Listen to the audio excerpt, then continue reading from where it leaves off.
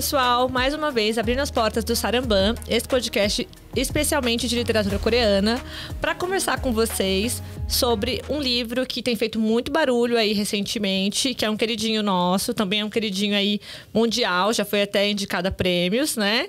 E eu, Denise e Bruna, vamos receber aqui uma convidada super especial para falar então sobre o livro Coelho Maldito, da Borachun. Fala, Bruna, apresenta um pouquinho a nossa convidada. Sim, oi gente, tudo bem? Finalmente trazendo esse livro. A gente está querendo chamar essa convidada desde o ano passado. E aí o livro saiu no começo desse ano. A gente falou, logo ela tem que vir. Finalmente esse dia chegou. Jaque, muito obrigada pelo convite. Antes de você se apresentar, o que você quiser falar sobre você, só lembrar a todos e todas que qualquer livro, conteúdo cultural que a gente comentar aqui vai estar depois na descrição desse episódio no YouTube e no Spotify para vocês conferirem também. Bom, Jaque, vai, é a sua vez. Conte a todos nós um pouquinho sobre você, quem você é. Ok, bom. Primeiramente, muito obrigada pelo convite. Como ouvinte, eu fico muito feliz. Bom, eu sou a Jaque. Jaqueline Mendes, pesquisadora de literatura coreana, né? Eu tenho atualmente um projeto de mestrado que está em andamento, está escrita sobre Coelho Maldito. E eu tenho um interesse sobre literatura coreana desde que eu era uma graduanda, bacharel em letras, 7 anos atrás.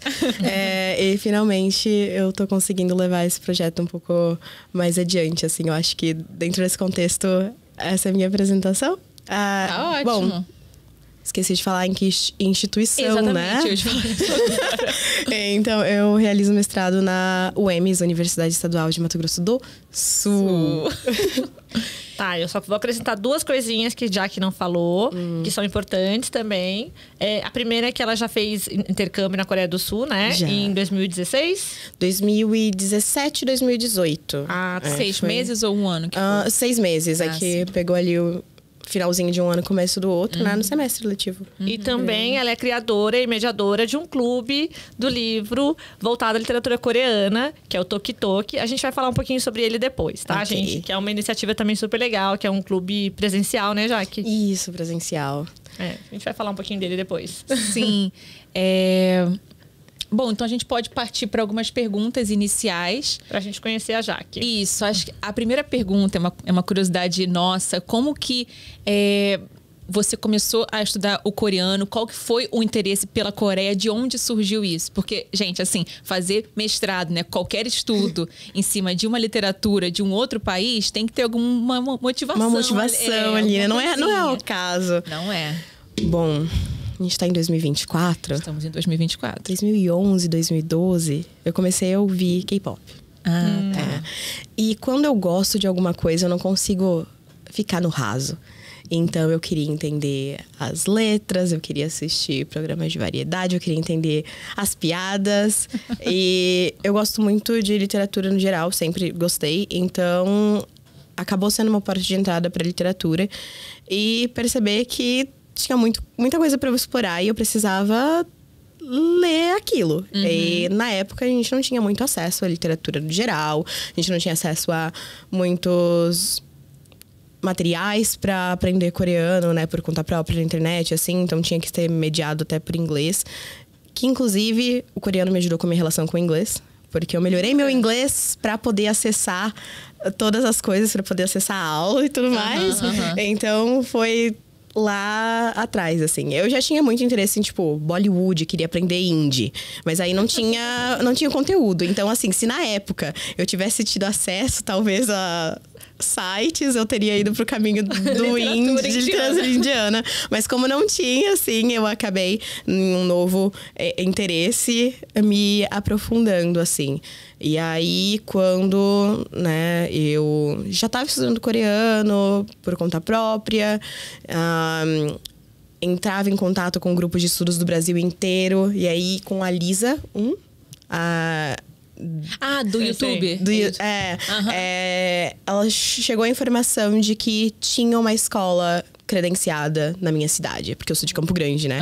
E aí eu fiquei, como assim? presencial. Isso em 2011. 2000, não, aí a gente já tem um pulo, assim, pra 2014. Nesse período eu fiquei estudando sozinha e tudo mais. Aí, em 2014, surgiu isso. E aí, eu fui atrás de todos os meus amigos que tinham algum mínimo interesse. A gente vai criar uma turma de coreano. Porque se tiver interessados, eles abrem fora da instituição, porque era numa igreja, né?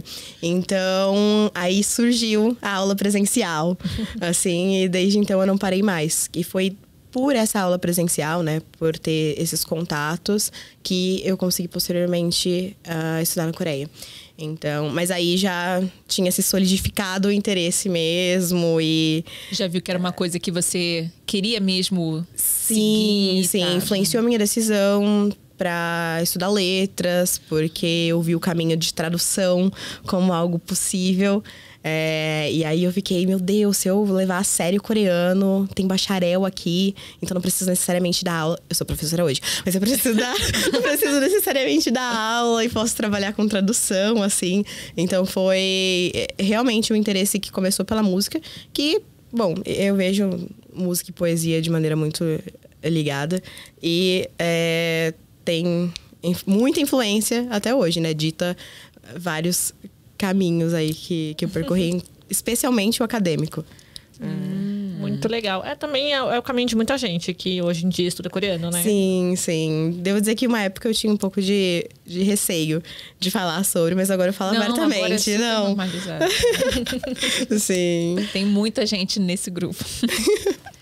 E aí eu acho que você comentou no simpósio do ano passado, né? A Jaque participou da mesa do simpósio de literatura coreana do ano passado. Sim, eu participei de primeira também. Online, também. Mas... Isso. É que eu me lembro que no ano passado você falou que foi através do convite para o simpósio que você reacendeu essa chama de pesquisa e de voltar para academia e tal, né? Sim, porque quando eu voltei da Coreia, eu estava completamente sem rumo, assim, devo dizer. Eu tinha me formado e aí eu fiquei, e agora? O que eu faço? E aí eu comecei uma pós em tradução. Essa pós em tradução era em língua inglesa, porque a gente não tem, né, tantos espaços para língua coreana, especialmente fora desse eixo, né, Rio-São Paulo. E mesmo sendo tradução de língua inglesa, meu TCC foi envolvendo tradução um estudo comparado de traduções de A Vegetariana em inglês, português e coreano, para eu poder colocar o coreano no meio. E aí, com esse trabalho, Luiz Girão chegou até mim. A participação no simpósio me deu aquele gás. Tipo, ok, não foi um trabalho que vai ficar engavetado. Talvez tenha algo a ser explorado aqui. Ainda muito imatura, né? Bem, assim, insegura também. Mas, a partir daí, eu voltei pro espaço acadêmico. Porque eu já estava trabalhando, né? Estudando coreano só como um hobby. Né? Tá. Assim. E aí foi quando eu percebi que, talvez eu não queira traduzir do coreano propriamente dito. Porque eu podia ter feito um trabalho de tradução, mas eu preferi a pesquisa. E aí acendeu uma luzinha, assim, sobre preferências mesmo e pensar no campo acadêmico, então... Nossa, muito interessante. Então, primeiro você decidiu que você ia voltar para a academia e ia estudar a Coreia, literatura coreana. E quando que entra na sua vida, então, Borachun? Borachun, bom... não posso deixar de falar do meu interesse em tradução, né? Porque sempre me guiou em todos os momentos da minha vida. E por gostar de tradução, eu acompanho tradutores de literatura coreana para o inglês. E o Anton, que traduziu Coelho Maldito para o inglês, é o meu... Ele faz a curadoria da minha biblioteca. Basicamente, eu tenho uma seção da minha biblioteca só de livros traduzidos pelo Anton. Porque, como agora a gente tem muitos números, né, de literatura coreana sendo traduzidas, ainda bem. Mas não foi sempre assim. Então, eu queria conhecer mais e eu via, o que está sendo traduzido em inglês e eu consigo comprar. E aí, o Anton fazia indicações e as traduções dele, saía uma nova, eu comprava. E foi assim com Coelho Maldito. Eu não sabia do que se tratava. Eu só comprei porque era uma tradução do Anton. E foi uma surpresa maravilhosa. Eu não consegui parar de ler. Eu levava o livro pra cima e pra baixo. Eu indicava pros meus alunos. Até porque eu tava lendo a edição em inglês. O primeiro contato foi a edição em inglês. E eu dou aula de inglês.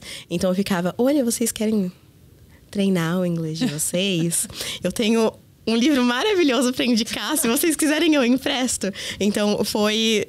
nesse ser fangirl de um tradutor. Que legal. Que eu conheci a Bora. E ficou parado por um tempo, assim, na minha estante. Até o processo seletivo do mestrado. Que eu fiquei... O que eu vou abordar, né? O que projeto eu consigo fazer dentro das minhas limitações. E aí a gente entra na questão acadêmica, né? Quais são os professores que podem me orientar, quais são os projetos que eles orientam, e o que das minhas preferências eu consigo adaptar para ter espaço na academia. E aí eu cogitei trabalhar chiclete, mas no fim... Eu acho que todas as temáticas que a gente vai discutir hoje aqui, em relação à escrita da Bora, falaram mais alto. Gritaram. Gritaram, literalmente. Não gritaram comigo. Ai, muito legal. Mas até uma coisa que a gente pulou aqui do nosso roteirinho, que você falou da questão do Anton, né? De trazer, né, os livros da Bora. E foi antes, então, dele ser indicado ao Man Booker Prize? Foi antes disso. É essa cronologia que eu não entendi. Porque em 22, você participou do simpósio. E falou, opa, posso voltar pra academia. Mas você já tinha lido o Coelho Maldito. Já tinha lido. Há um tempinho Ele já estava parado. E já tinha sido... shortlist, não sei o quê. Sim. E aí, quando abriram as inscrições em 23, aí... falou, opa... Sim, aí eu fiz... Entendi. Na verdade, foi final de 2022 o processo seletivo, né? E eu entrei em 2023. Então, essa cronologia ficou meio perdida porque eu já tinha realizado a leitura. Entendi. Sim. E dá pra entender, porque você tem esse fascínio pela tradução, né? Tanto o Anton sendo... um exímio tradutor, como a própria Bora, né? Que é tradutora da literatura russa. Sim, quando eu fui lendo mais sobre ela, descobri que ela também era tradutora, eu fiquei... Caraca, isso aqui é, sabe, um prato cheio pra mim, assim. Realmente foi interesses de várias vertentes, assim. Todas vindo em uma mesma direção, assim. Eu acho que... tinha que ser esse livro, assim. Eu acho que... eu tentei fugir. Eu realmente tentei fugir. Eu tinha pré-projeto escrito sobre outros livros. E, no fim, foi Coelho Maldito. A gente nota que você gosta muito de poesia, né? Então deve ter sido muito difícil abrir mão de chiclete. Nossa, muito. Muito. E nessa escolha também, eu tenho um ponto que não é totalmente aleatório, né? Eu acho que falar de espaço acadêmico, vocês... sabem bem que a escolha, por exemplo, de orientador para projeto são várias coisas que pesam. E lá na minha graduação, a gente tinha um clube do livro de alunos, então a gente podia indicar. E eu indiquei a vegetariana. E um professor específico ficou apaixonado, a ponto da gente começar a escrever um projeto de artigo para tratar a estética da violência e questões do feminismo, etc. Isso em 2016. Nossa, a sementezinha A tava semente lá foi já. muito... Nossa. Sim, porque eu não tinha espaço. Eu falei, eu quero trabalhar literatura coreana. E o máximo que eu consegui do meu orientador foi... eu trabalho Leminski já traduziu Haikai. É japonês, né? Então, É a mesma coisa, né? E aí, foi o que eu consegui trabalhar na minha graduação. Mas aí, eu tive essa sementinha de esperança. E aí, esse professor... O projeto não foi pra frente, porque eu ganhei a bolsa. Então, as minhas prioridades mudaram. E eu acabei, né, viajando e não levei pra frente. Mas eu sabia que esse professor... podia ser doido o suficiente para topar o meu projeto. E aí eu adequei ao que ele pesquisa. Então, assim, Bora Ser Contemporânea eu amo gente viva, eu amo ler gente viva, meu orientador também. Então, eu acho que várias coisas combinaram para que eu trabalhasse esse livro. E a gente está falando aí, né? Pesquisa, tema, recorte e tudo. Conta pra gente um pouquinho, bem brevemente, sobre o que é a sua pesquisa de mestrado, né? Como que se liga a esse livro? Bom, o título é provisório, mas é algo como O Verdadeiro Horror Está Nesse Mundo, o patriarcalismo desvelado pelo fantástico em Coelho Maldito, de Boracan. Então, é a ideia de que os elementos fantásticos... Bom, ela trabalha mais do que só fantástico, né? Mas os elementos fantásticos, especialmente, vão exacerbar algumas questões do patriarcado presentes na obra. E aí, como é o horror nos contos. Acho que é a versão mais resumida que eu posso... Achei ótimo. posso trazer. Um título gigantesco. Resumido. Tá, então você vai trabalhar, está aí trabalhando, né, em analisar o insólito, o absurdo, né, Sim. Em cima desse livro e em alguns contos específicos que a gente vai falar depois. Os elementos do modo narrativo fantástico. Pra, se alguém é especialista em fantástico, não me julgar. Porque tem diversas, né? Insólito, fantástico, maravilhoso. Então, eu tento... O modo narrativo, os elementos, assim, de maneira... O modo narrativo fantástico. Fantástico, Tá bom. Tá. Depois a gente entra nessas questõezinhas. Ok. Jaque, é um tema diferente. É uma literatura que tá chegando agora pro campo acadêmico, né? Tá ainda... É um campo que tá crescendo e tá meio que nascendo agora. Você já teve que passar por algum desafio durante esse processo? Se sim, qual? Se teve que recortar mais para se encaixar, talvez, em alguma limitação da nossa academia, vai? Teve algum desafio, obstáculo nesse sentido? Eu acho que, de maneira geral, a gente ainda encontra um desafio em falar que quer estudar literatura coreana. Por exemplo, por que estudar literatura coreana? Por que estudar literatura coreana em Mato Grosso do Sul? Tipo, se você quer estudar isso, por que você não vai atrás de um núcleo que já tenha professores que vão te ajudar, sabe?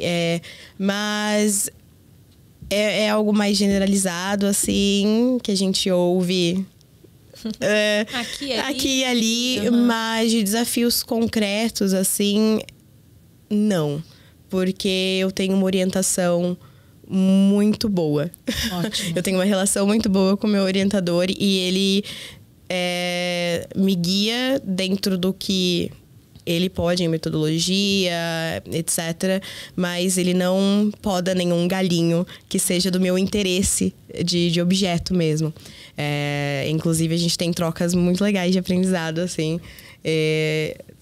Que às vezes é desafiador, né? Porque... mas eu acho que eu tenho tido bastante espaço, que é uma sorte grande, assim. Isso, é uma grande sorte. Que ele te ouça, né? E que não fique limitando toda a potência que você tem para botar nesse... Então, eu não tive restrição de objeto. Inclusive... Meu objeto era mais recortado. Eu lembro disso. Eu tinha ali 3 contos que em um primeiro momento eu pensei em trabalhar. E aí, meu orientador amou o livro. Ele falou, acho que a gente pode, ao invés de deixar os contos específicos, falar Coelho Maldito no geral. E aí você vai um pouco além. E aí ele deu essa abertura... Aí acabou, né? Aí deu corda e você foi. Aí de 3 eu já falei, aqui são 5 contos que eu pensei primeiramente. Primeiramente, a princípio. E você fez agora, então, expandiu o recorte. E quando tem previsão de quando você conclui a pesquisa? Bom, até março do ano que vem eu tenho que defender. Então eu devo qualificar agora em setembro. Tô em via de escrita. Tá. É que são 2 anos, né, de mestrado. Né? Curtinho, rápido demais. A gente pisca. Muita coisa, né, que dá pra trabalhar. Acabou. Sim. Tá bom, Vamos falar rapidamente, então, só do clube, né, do livro. Sim. Que, claro, obviamente, o nome foi inspirado nesse livro, né? Bom, além de pesquisadora, eu também sou marqueteira. A Anitta da literatura coreana. Brincadeiras à parte, sim, tem inspiração, né, no Tok Tok. Então, Tok Tok de bater e pedir licença para entrar. Então, a literatura coreana entrando na vida das pessoas e Toki Toki, por causa de Jojo Toki, Coelho Maldito. E, especialmente, eu queria ter um espaço presencial para discutir. Eu acho que as discussões online já cresceram muito. A gente tem, né, clubes maravilhosos de discussão online. E eu podia realizar online, sim. Às vezes eu fico com o coração partido de receber mensagens de pessoas até do interior do estado que queriam participar e não conseguem.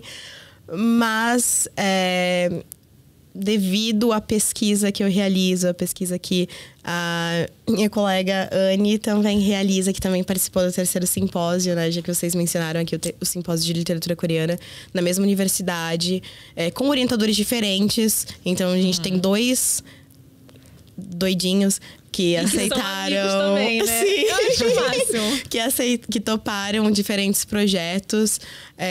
Então, eu acho importante a gente ocupar um espaço físico mesmo, trazer as pessoas para olhar no olho e ler algo diferente, assim. Tem crescido, a gente tem tido bastante interesse. A gente teve espaço, inclusive, no Festival da Juventude que aconteceu na Universidade Federal do nosso estado. Então, a gente é da UEMS e a gente teve esse espaço na outra universidade. Então, espaços em que estão borbulhando de calouros, que são a minha versão, assim, de 2012, agora. E aí eu quero mostrar para eles que o que eu não consegui da graduação, talvez eles consigam, por exemplo. Perfeito. Ou pelo menos dar um gostinho de uma nova literatura mesmo, que não se desenvolva necessariamente em algo acadêmico, mas compartilhar a literatura, mostrar os livros que estão vindo em português e, enfim, divulgar vocês também, né? A gente faz um merchan. Pra diferentes formas de consumir mesmo cultura coreana. Em diferentes vertentes. Não, eu acho o máximo ser presencial, assim, vai contra uma correnteza que está tendo. Ambos os lados são excelentes, né? Porque a gente está divulgando livros e literatura, então sempre é muito bom. Mas acho que você, em uma cidade que não é Sudeste, que não é Rio, São Paulo, aqui, né? Esse eixo. E você tá fazendo isso presencialmente, eu acho que é um plus. É algo assim, olha, vamos estudar a Coreia, vamos ler Coreia. Sim. Então, acho que você foi em um ótimo caminho. E eu tento explorar diversos gêneros textuais, né? Então, a nossa curadoria é romance, poesia, vamos ler poesia, incluído o livro, sim. Graphic novel, contos. E agora a gente adicionou uma 5ª categoria, que é a literatura em diáspora. Então, por enquanto, a gente está organizando dessa forma, assim, e tem sido uma experiência muito gostosa. Que bom. E já me relembra aí, começou em fevereiro ou janeiro? O primeiro encontro foi em março. Porque todo mundo tava... A Bruna tá bem? Tá bem dia. Férias, carnaval... só começa depois do carnaval, né? Verdade. Aí... Então foi março, abril, maio... Maio, e a gente já tem mais 2 encontros programados. Ai, que legal. E como você falou, assim, que também é uma forma de começar a divulgar a cultura coreana, né? Num estado onde não é tão, né, evidente, assim, como aqui em São Paulo, onde tem uma colônia, né? Muitos descendentes de coreanos. E você sente, assim, que eu vi que tá crescendo, né? Cada encontro tem um pouquinho mais. Eu ouvi o episódio com a Luara e ela falando que o primeiro é sempre você chamando os amigos. Literalmente, o primeiro foi eu e minhas 3 amigas. Ai, que lindo! E, sim, tá crescendo. Tá crescendo. E aí, assim, você consegue ver o despertar do interesse das pessoas, além também da literatura, começar a pensar em outras mídias, a gastronomia, outras coisas. Então, o público que a gente tem agora é um público que já vem dessas outras mídias. Que legal. Então, já tem interesse na culinária, já assiste filme, drama, ouve K-pop. Algumas exceções, alguns amigos do mestrado e doutorandos, né, que vieram pelas conexão puramente literária, mas a maioria já tinha um interesse, então a literatura está sendo um caminho para entender a história da Coreia, basicamente, né? Porque a gente faz todo um processo de contextualização antes de entrar na discussão, e as primeiras escolhas foram justamente para dar um pano de fundo, assim. Então, a gente discutiu atos humanos no primeiro momento. Eu queria fugir de a vegetariana, porque já é batido. E aí eu caí em um começo pesado. Pesadão. A gente tem vários psicólogos participando também. Não é tudo estratégia, né?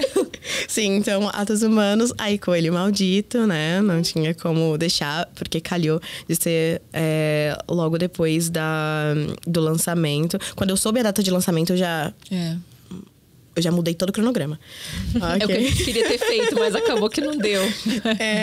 E nossa última discussão foi a espera. Isso, aí o próximo é Chiclete. É Chiclete. É poesia. Sim. Maravilhoso. Muito bom. Posteriormente, Como Tigres na Neve. E abordando diversos gêneros, né? Ótimo, sim, ótimo. Sim, que bom que você está fazendo essa curadoria bem certeira, assim, muito bem pensada. Show. Muito obrigada. Muito bem. Bora, então, começar a falar mais profundamente dele, do nosso livro de hoje, Coelho Maldito. Sim. Então vamos avisar. Primeiro a gente vai fazer um geralzão, falar mais da escrita, dos contos de um modo geral, blá, blá, blá. Vai chegar um certo momento que a gente não sabe quando vai ser, porque a conversa pode se prolongar um pouco. A gente vai avisar, olha, gente, a partir daqui, possíveis spoilers. Aí quem quiser continuar, continua. Quem não quiser, vai ler os contos, que são extremamente sensacionais. E aí volta e depois continua a ouvir. Show! Vamos lá. Jaque, primeira pergunta. De um modo geral, você acha que essa coletânea de 10 contos da Borachon tem algum tipo de lição de moral que ela tentou colocar aqui de forma consciente ou inconsciente que seja? Eu acho que a literatura da Bora é muito consciente. E eu digo isso pensando no pós-fácil de o último livro dela, que saiu em inglês. Your Utopia? Your Utopia, thank you. É muito professora de inglês. Então, no pós-fácil e também em alguns eventos online que eu já tive o prazer de ouvi-la responder algumas perguntas sobre como a escrita é resistência, que o individual é coletivo. Então, pensando no posicionamento da autora, entrevistas e tudo mais, eu acredito que tenha algo muito consciente. Tudo muito bem calculado ali, pensado, assim. Sim, tem uma intencionalidade na forma com que ela trata os temas que trata, assim, toda a questão da posição social da mulher, questão do capitalismo tardio, né? Os animais aparecem muito, então a gente pode até fazer uma leitura de exploração, assim, né, do meio ambiente. Algumas questões por essa vertente, assim. Então, sim, acho que é consciente. Consciente. Interessante. É para refletir, né? Ela coloca ali de propósito. Sim, sim. Eu acho que essa pergunta, para quem não conhece o livro, pode ficar tipo... É claro que é consciente, sabe? O que é isso? Freud? Não. É porque, assim, gente, esses contos, eles trazem muito do absurdo, né? Sim. Então, são coisas assim que você fica... Cara, por que isso tá aparecendo aqui? Tá sendo exagerado dessa forma? E, então, essa sua resposta de ser muito consciente... Sim.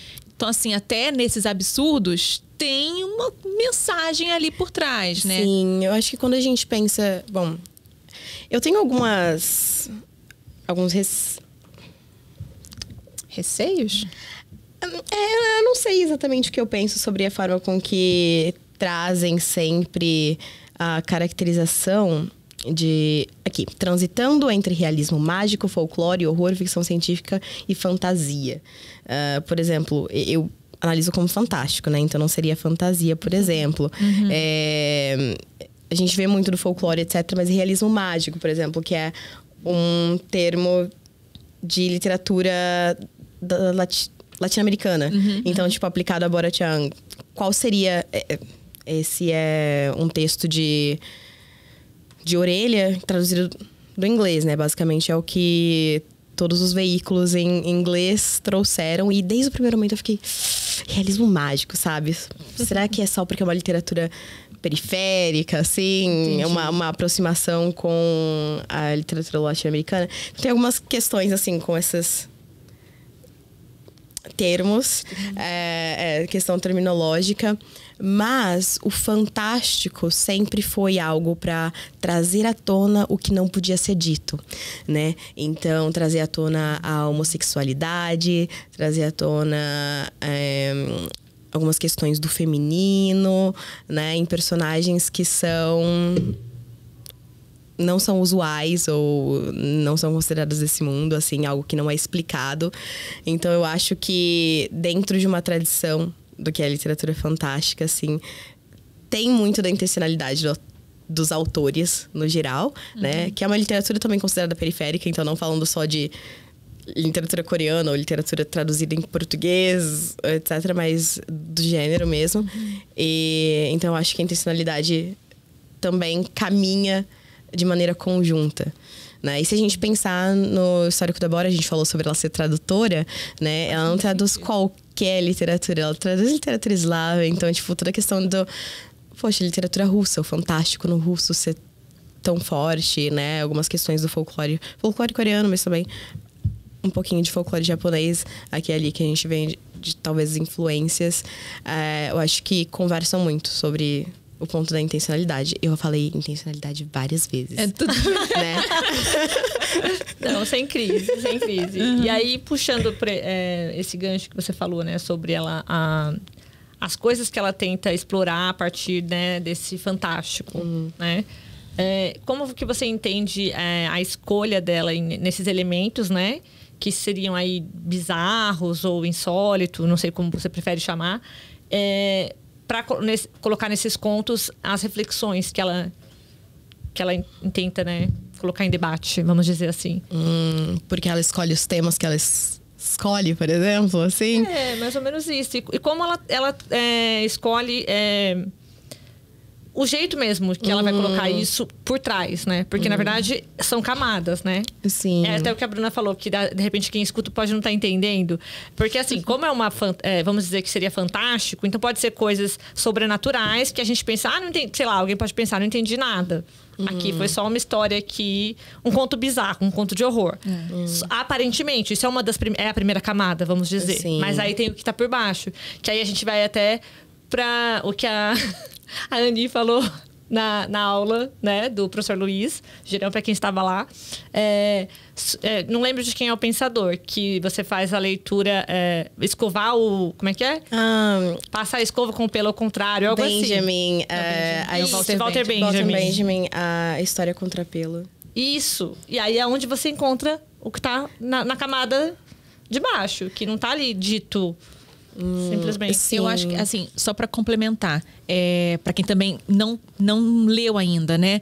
Por exemplo, você já falou alguns temas que ela trabalha, né? Sim. É o feminino, é o capitalismo, é a exploração dos animais, da natureza, que seja. Então, assim, eu, uma escritora, posso falar sobre esses temas de diversas formas, né? Posso ter um pouco mais de realismo, ser mais subjetivo. Então, eu é que escolho, o tema é aquele. Mas ela opta pelo bizarro, pelas coisas mais absurdas e tem essas camadas. Então, a pergunta gira em torno disso. Como ela coloca esses elementos. Bom, já que a gente fez uma citação, vou trazer outra. Que Amamos. Eu acho que a gente não pode deixar de pensar que são contos, né? A gente não tá falando de um romance, são contos. Então, foi Borges que falou que Quando é a medida certa. Um romance pensar em gêneros como uma luta de boxe. E o romance vence por pontuação, mas o conto deve vencer por nocaute. Então, eu acho que a escolha, por exemplo, do fantástico para tratar esses temas tem a ver com nocautear certas questões sociais que a gente tem que lidar, né? Então, se a gente pensar em menorreia, né? Bem rapidinho, sem spoilers, mas uma mulher que ao tomar anticoncepcional engravida. Então a gente vai lidar com uma mulher que tem que buscar um pai para a criança.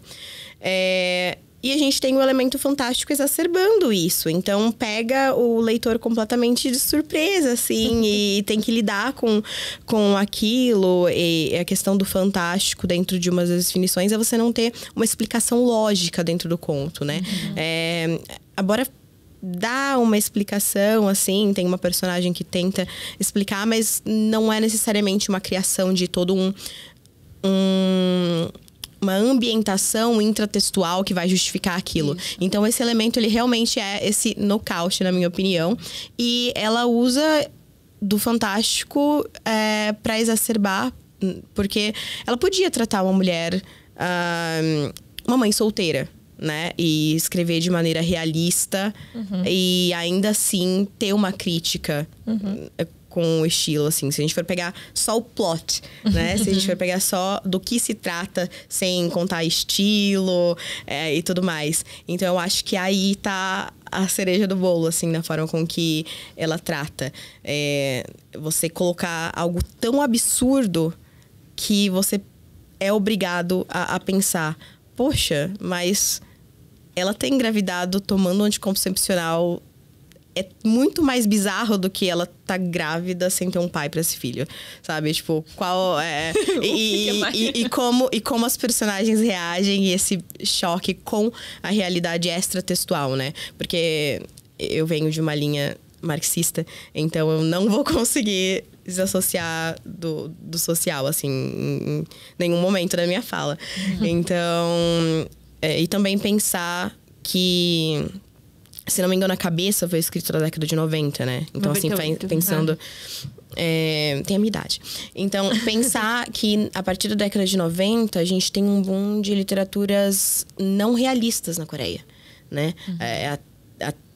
De 1920 até 1990, a gente tem literatura realista, atrelada a diversos momentos históricos, uma necessidade de construção de uma nação... romantismo, né? Que a gente vem... É o nacionalismo ali, né? Bom, um país que foi colônia, né? É muito parecida a mesma história, assim, sempre. O mesmo disco. Mas a gente tem, na década de 90, uma viradinha de chave, né? Em que mais narrativas não realistas começam a aparecer. E aí, eu acho que também entra nisso, assim, né? Desse movimento das mulheres aparecendo na literatura, porque a gente tem a crise do FMI, então a gente tem mais mulheres aparecendo na literatura coreana e esse espaço para que novos estilos sejam explorados também. Eu acho que vem de todas essas ramificações, assim, para que o fantástico seja algo, né? Fazer esse livro algo interessante, assim, tipo, abordar as temáticas que aborda de uma maneira interessante, através do fantástico. Eu acho bem legal. E acho que também, que nem você falou, a questão até mesmo do próprio estilo, né, do conto. Dá bastante essa abertura para ela explorar vários temas. E aí, porque acho que inicialmente ela nem pensava em compilar nessa coletânea, né? Não. Como você falou, a Cabeça foi escrita em 98. E, se eu não me engano, ela teve livros escritos até 2014 ou 16. 16. Ela foi escrevendo. Foram textos escritos até 14 ou 16 que foram depois compilados aqui, né? E ela sempre encontrou no conto a liberdade para colocar todos esses, né, pensamentos. Toda essa construção. Tem alguns, inclusive, que ela menciona que foram escritos a partir de momentos específicos, notícias de jornal específica, né? E eu mencionei no terceiro simpósio, e a Dani Mazur até tirou foto do slide, postou assim, quando você escreve, quando eu estou com raiva. Então eu acho que alguns momentos específicos acabam dando um gás para a escrita da Bora. E vocês perguntaram antes, né, a questão da escolha. Eu acho que essa entrevista também foi um ponto catalístico quando você escreve, quando estou com raiva.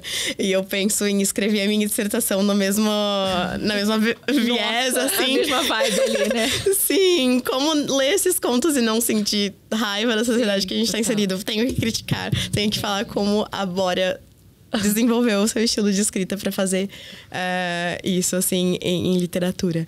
Então, acho que vem legal. disso. Tem uma citação que a gente achou no Jornal de Brasília, que ela fala o seguinte, também sobre essa motivação dela para a escrita. Ela fala: queria que todas as coisas horríveis e injustas do mundo não acontecessem e que pessoas inocentes não tivessem que sofrer. Não posso mudar a realidade, mas, pelo menos, nas minhas histórias, posso matar as pessoas mais e me divertir durante esse processo. Sim, eu adoro que ela não tem nenhuma restrição para falar. Sim. É matar mesmo, é decapitar, vamos nos juntar com os franceses e trazer a guilhotina. Eu acho que essa autenticidade dela como pessoa, como professora, como tradutora, reflete na Bórea escritora. E eu acho que a gente tem muita questão de... A gente falou de intencionalidade, né? Eu posso ter a intenção de trazer esses tópicos ou de falar sobre questões necessárias de justiça social, etc. E isso não ser refletido na escrita. Mas eu acho que ela faz isso de maneira muito bem feita. Então, vocês podem ver que eu não sou só fangirl do Anton. Né? Jaque, então, enfim, essa citação mostra muito como ela sente o mundo, né? E coloca isso na escrita de forma primorosa. Literalmente matando personagens. Sim, literalmente matando personagens, assim, a sangue frio. A gente falou aqui sobre fantástico e etc. Você acha que além do realismo, a Borá também desafia outros gêneros literários? Agora você me pegou. Assim, eu acho que a gente está entrando em um terreno em que tem muitas nomenclaturas. E é difícil, até pra gente que estuda letra, assim, separar muitas vezes, né? Por exemplo, Sim. a gente falou insólito, aí você já falou, não, é melhor fantástico e tal, lá. Então, assim, são muitas camadinhas sim. aí. Eu acho que nessa pergunta, talvez a gente possa entender como gêneros literários... o realismo fantástico, ou então a fantasia, o horror. Porque os contos transitam também nesses gêneros. Sim. Se ela tem um quê ali que revoluciona esses gêneros também. Desafia eles de alguma forma. Desafia. Bom... Eu acho que é muita nomenclatura, né? Fica um pouco difícil. Pode ser o que você perceber enquanto pesquisadora e leitora. Eu acho que muito desse pupurri de nomenclaturas vem, talvez, dos diferentes momentos em que ela escreve, né? A gente não tem... Eles não são contos relacionados, né, entre si necessariamente. Tipo, tem temáticas que são preferidas da autora, mas eles não são como Sukiyaki de Domingo, por exemplo, que são complementares, né? A gente tá falando de contos escritos em diversos momentos e que tem ali certas preferências de gênero. Eles caem mais em horror, necessariamente, né? Acho que talvez... pela escrita visceral, né? Extremamente imagética também, a forma com que ela usa a linguagem. Talvez, em alguns momentos, eu vejo uma linguagem poética, assim, por mais que seja direta também. Eu não acho que não é um texto difícil de leitura, muito pelo contrário, né? Ele é fácil de você ler, e eu acho que, inclusive, em alguns momentos isso faz o leitor desatento se perder no que seria uma crítica quase que colada na testa dele. Assim, e aí algumas questões de repetição no estilo dela criam uma... eu acho que a palavra é essa mesmo, da questão de uma prosa poética, porque cria um ritmo, né, próprio, uma estética dela. Eu acho que a minha resposta vai para aí porque eu não sei necessariamente Não. responder o primeiro ponto que vocês, Mas acho que faz que vocês sentido. mencionaram. Entendemos aqui. Aí, continuando com coisas que a própria autora já falou a respeito da escrita dela, né? Ela disse que gosta de situar as narrativas dela em territórios familiares. E refletir sobre o que normalmente se passa ali, mas tomar uma direção mais oposta possível. Então, assim, como você percebe isso nos contos? Você acredita... por que ela opta por esse caminho de ir nessa direção oposta, né? A impressão que eu tenho é que ela quer quebrar com a tradição, né? É o nocaute, eu acho que é o nocaute, né? Eu amei essa imagem. Eu já estudei muita coisa sobre conto. E sempre que eu vou falar de teoria do conto, eu não consigo tirar só essa frase. Então, assim, é o nocaute. É perfeito. E... Bom, eu concordo contigo nesse aspecto. A família tá em quase todos os contos, se não... Sim. Todos eles, com exceção talvez do de ficção científica. Se a gente pode considerar os robôs como um romancezinho ali. Sim, há uma família no relacionamento entre humanos e robôs. Talvez uma outra definição, mas ela tem sempre, né, as personagens em relações familiares, muito mais a presença da mãe, né, do que talvez outras personagens. Tem pais e avós também, né? Mas pensar na posição de poder que esses ocupam, assim. E eu acho que em alguns momentos a gente tem, por exemplo, a reprodução do patriarcalismo até pelas personagens femininas e como isso desenvolve uma quebra, né? E assim, a contracorrente. Também uma questão de narrar para conseguir lidar com certas temáticas, né? Acho que hoje a gente tá muito na vibe da memória e do trauma e coisas assim. Então, talvez isso, assim, pensando especificamente em Coelho Maldito, em que a gente tem uma narrativa dentro da narrativa e a gente abre o livro com a necessidade de narrar para que a existência do avô continue, né? E mais do que isso, eu acho que vai para consequências negativas atingindo diferentes membros da família, assim, meio que a curse, uma maldição, uma maldição, né? Porque a gente tem um neto, um filho e depois um avô sendo atingido. As pessoas que não têm nada a ver necessariamente, né, diretamente com algo de um plot, mas sendo afetadas. Ou então um filho, a irmã, um filho, um pai, de quem são filhos a gente não sabe, mas que vão sofrer por consequências de outrem. Que se não é o que acontece na sociedade, né? Inocentes tendo que lidar com consequências de outros irresponsáveis. Eu acho que isso é muito enfatizado na forma com que a Bora trata a construção da família, né? Apresenta as famílias e também vai de encontro com as questões neoconfucionistas, né? Então, a questão da família ser extremamente forte numa sociedade coreana e isso representado. Então, a gente pode ler muito dos contos que não tem marcações específicas culturais, como até situações mais universais. Mas quem tem o contato com a cultura coreana de alguma forma, acaba vendo a profundidade disso por causa das relações familiares. Eu acho que da forma com que as personagens se tratam, né? E tudo mais. Então, eu acho que essa questão familiar vem daí, assim. E quebrar com algumas expectativas, né?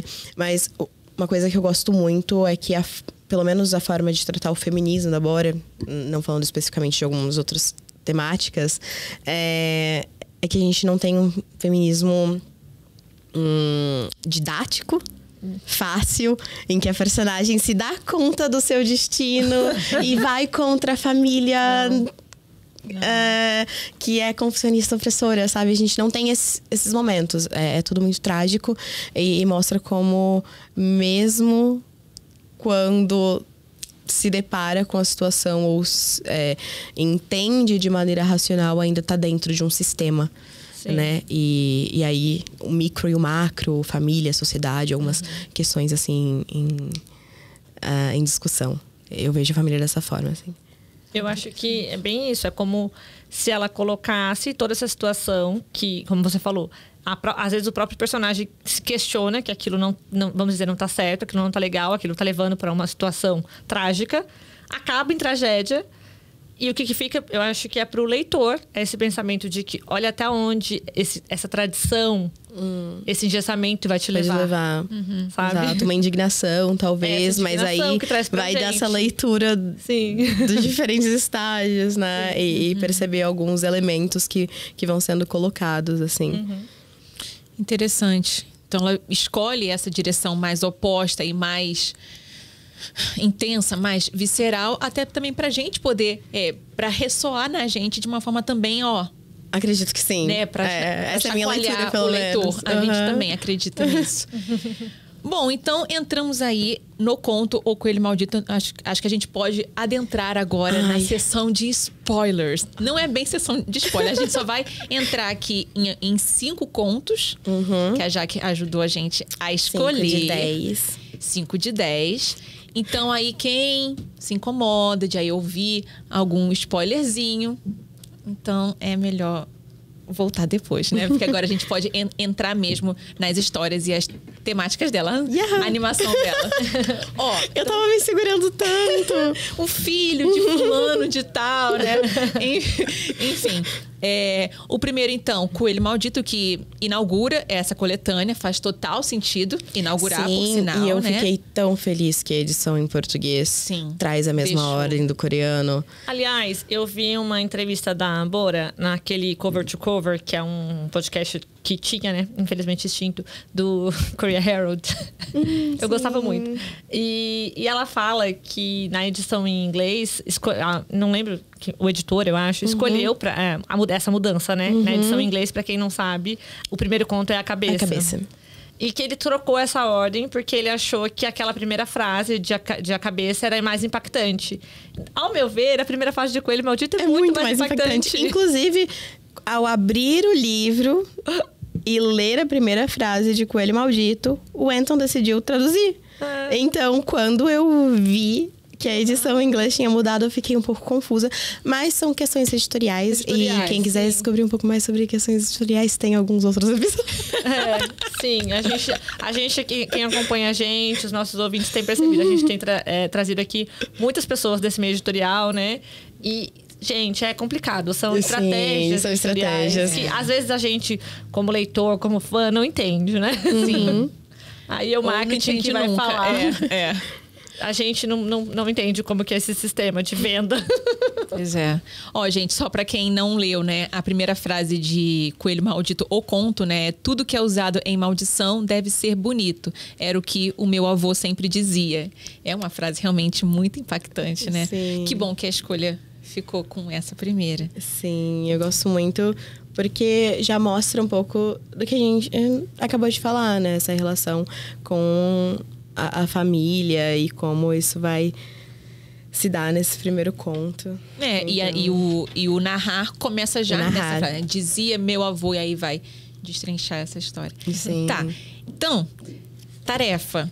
Que tal você resumir rapidamente o conto Coelho Maldito para todos nós? Bom.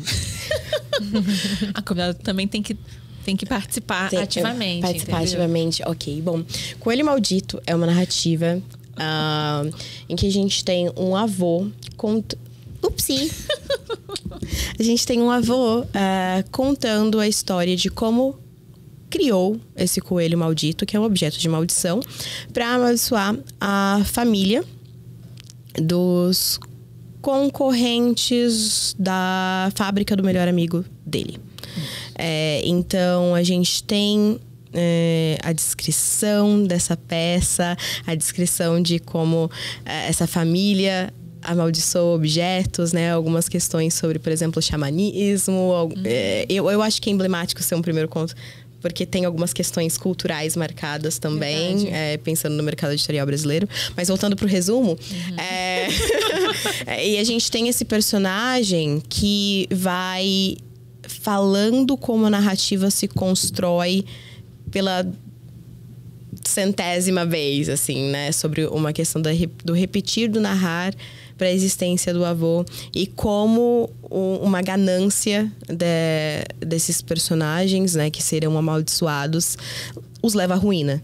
Então, a personagem do neto, né, toca o abajur de coelho e se transforma em um coelho. E coelhos aparecem na fábrica e roem todas as documentações. Infinitos coelhos, né? Infinitos coelhos, nunca acabam. E o coelho tem, né, toda a simbologia da reprodução. Se a gente for pensar em maternidade, como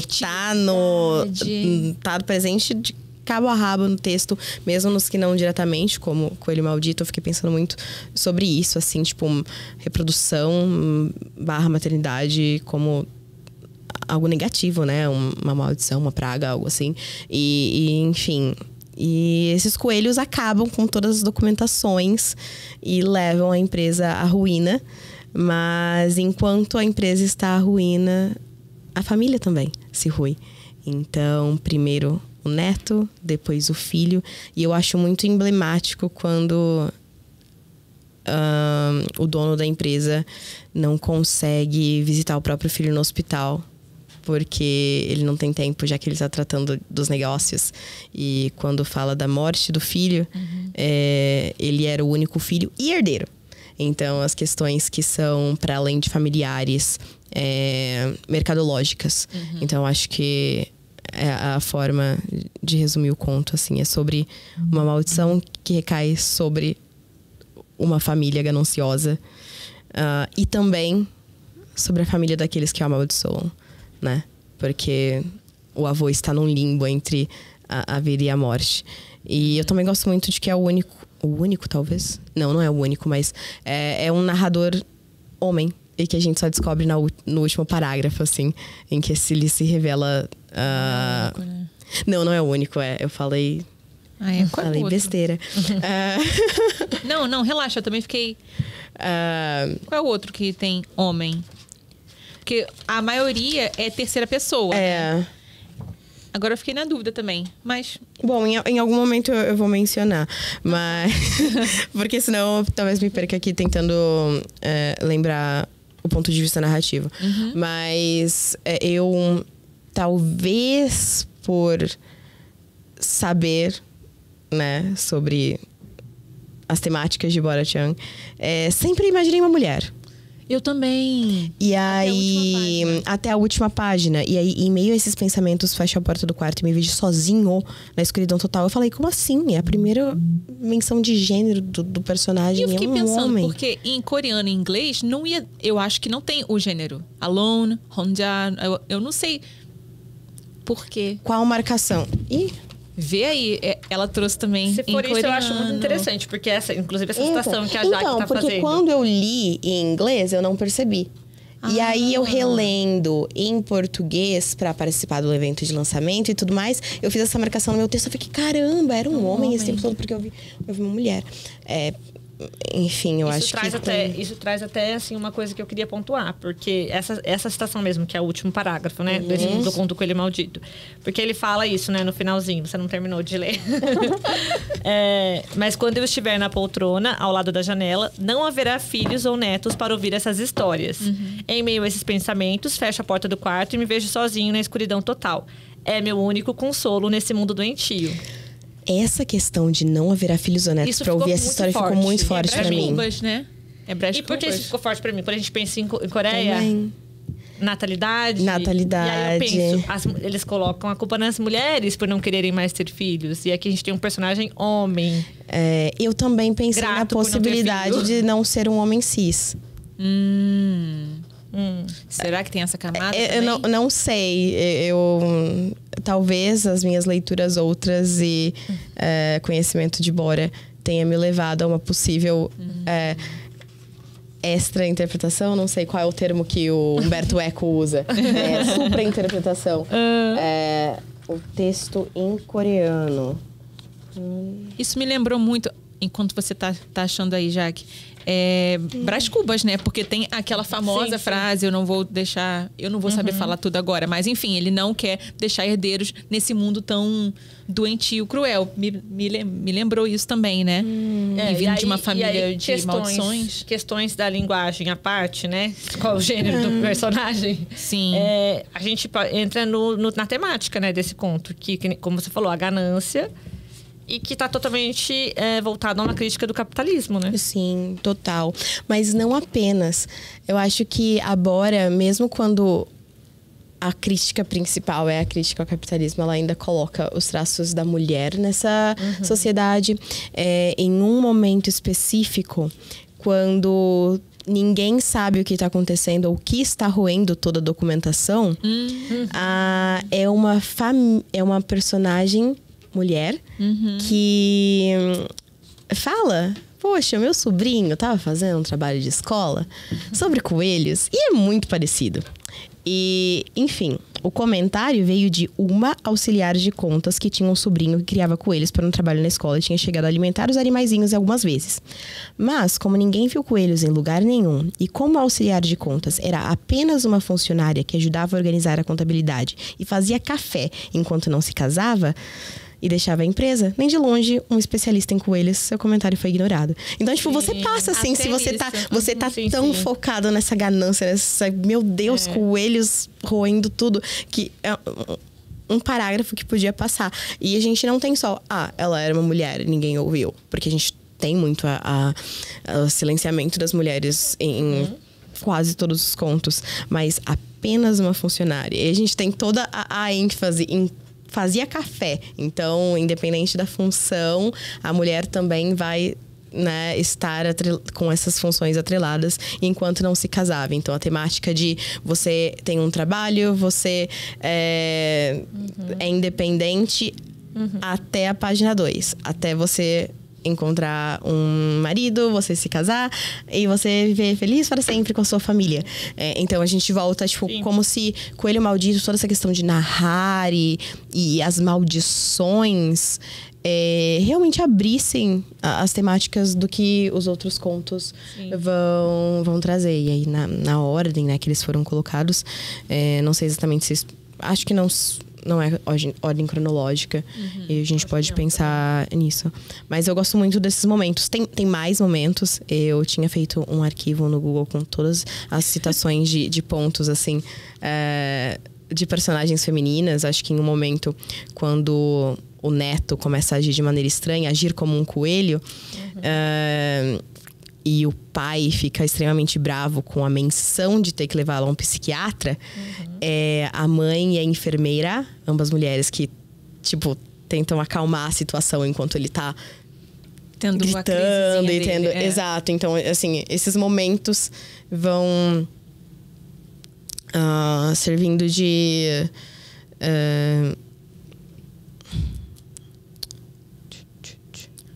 Qual é o termo literário para foreshadowing em português? Antecipação, não. Eu entendi. É um spoilerzinho. É um spoiler, assim.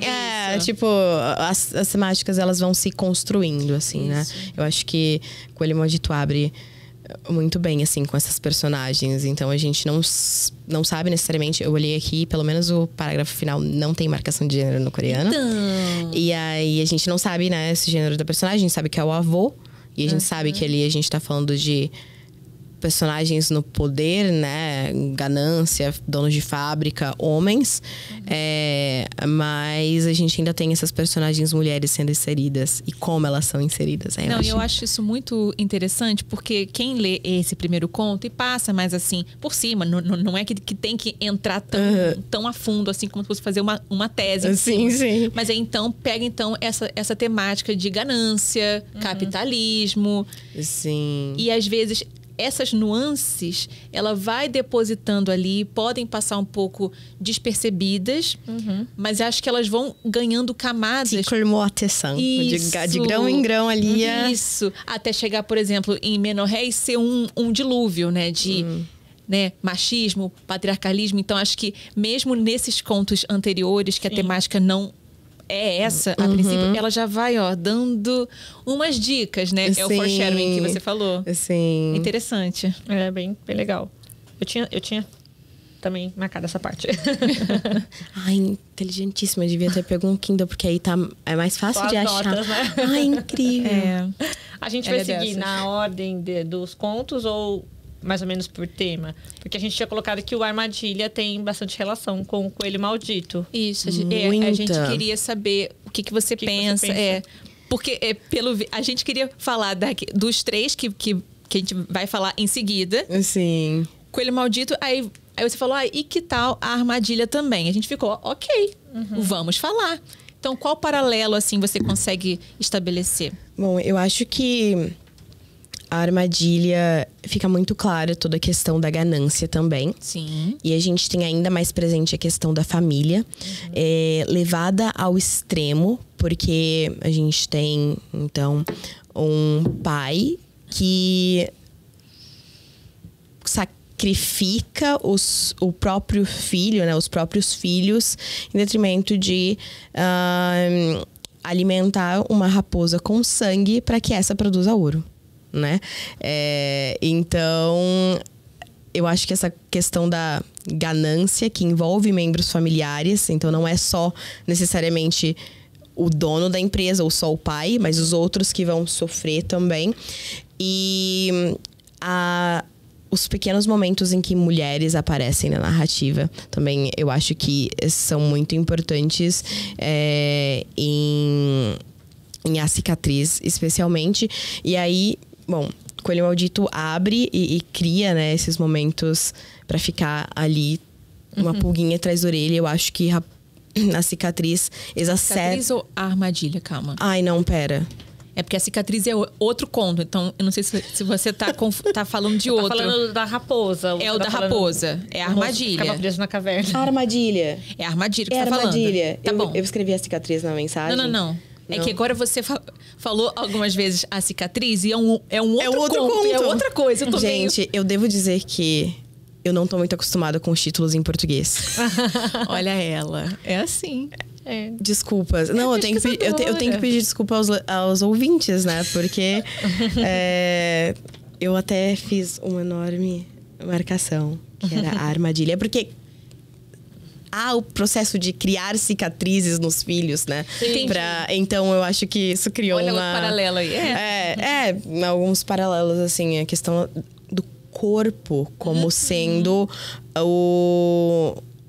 o ponto de horror, né?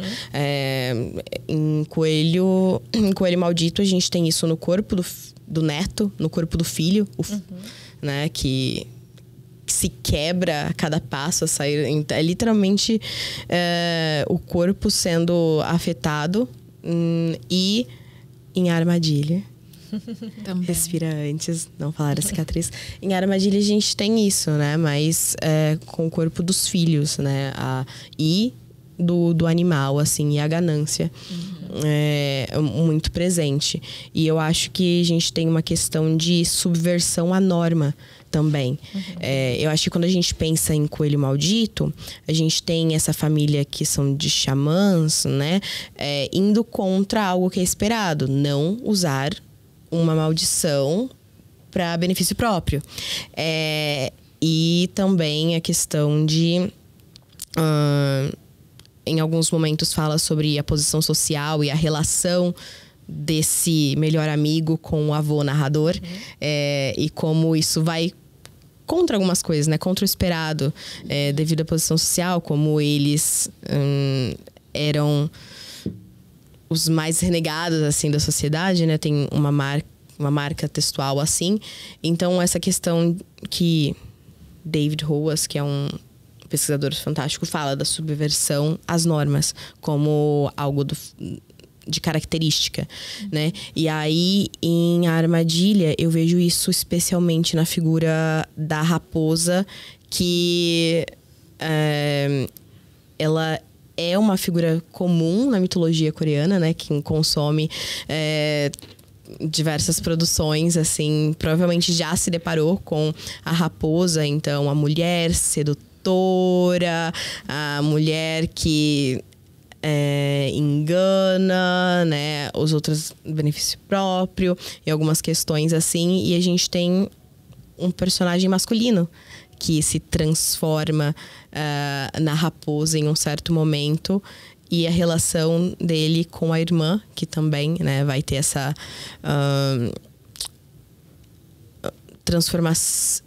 transformação em animal, né? A gente tem alguns momentos a personificação do coelho, isso, né? Que é um objeto, mas que ganha vida, e uma animalização das personagens humanas. Então, acho que é um contraste, assim. E aí, a personagem feminina, que é o oposto de todas as características que a gente vê no folclore, né? No folclore coreano, assim. Então, eu vejo esses paralelos. E eu gosto muito de como eles vão ficando mais folclóricos, assim. Enfim, toda a questão de subversão da família, inclusive. A gente tem um incesto, né? Então, ela leva ao extremo. Né? Exato. Então não é apenas uma relação de ganância, um pai que explora os filhos e uma violência marcada no corpo, mas em um nível máximo, assim, ela chega a um ápice. Então, acho que especialmente essas marcas de contrastes, né? Animalização, personificação, estão muito presentes. Eu acho que a gente pensar em personificação versus antropomorfização é muito comum em literatura coreana no geral, né? Sim. A Vegetariana veio de um conto em que a mulher literalmente se transformava em uma planta. Que foi o meu primeiro contato com literatura fantástica coreana, inclusive. Esse conto da Han Kang. Então, eu acho interessante ver como algumas questões gerais de literatura coreana e folclore são postos no estilo da autora e como ela faz os contos conversarem entre si, assim.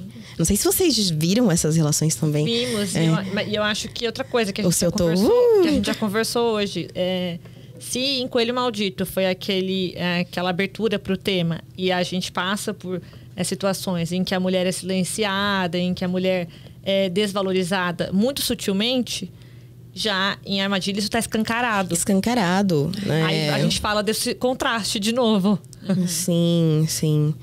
Nossa, eu tô vendo alguns momentos. E também tem a questão do narrar a história, né? Em Coelho Maldito, a gente tem a marcação de que é uma história narrada pelo avô e que precisa ser contada para que ele continue existindo.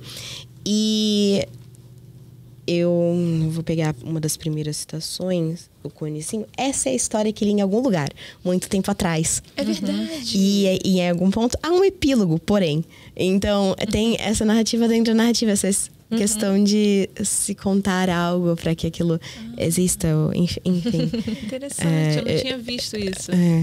E a Denise falou o que ressoou para ela, também ressoou muito disso. E a questão da raposa, a gente vê, né? A raposa de 9 caudas. Né? Tem em LOL, tem um monte de lugar.